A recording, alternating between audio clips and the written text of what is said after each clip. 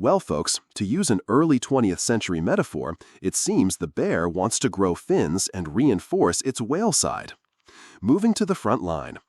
Moscow stated today, Monday, that their troops managed to advance into new territories in the Dnipropetrovsk region in central eastern Ukraine.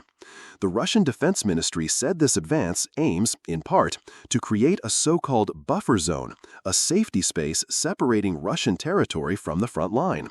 This was confirmed by the Kremlin spokesman Dmitry Peskov, stating directly that creating this buffer zone is part of the military operations objectives.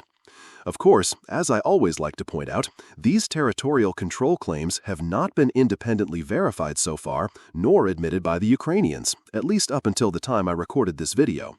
Note that Dnipropetrovsk isn't one of the 5 Ukrainian regions Russia has already declared annexed, like Donetsk, Luhansk, Kherson, Zaporizhia. So the Russian advance into an area that theoretically isn't even one of the regions Moscow considers theirs on its political map suggests Ukraine may become smaller than the initial projections. At first glance, we can assume the military aim is to cut Ukrainian supply lines heading toward Donetsk. That makes a lot of sense tactically, weakening the Ukrainian rear, disrupting the delivery of ammunition, reinforcements, and supplies, thus consolidating Russian control in areas with intense combat.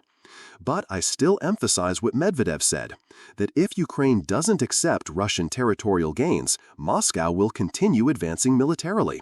In other words, the Kremlin's line is clear. Negotiate, yes, but on terms dictated by those who have already seized territory. And if Kiev resists, Russia's response will be to escalate the war even further.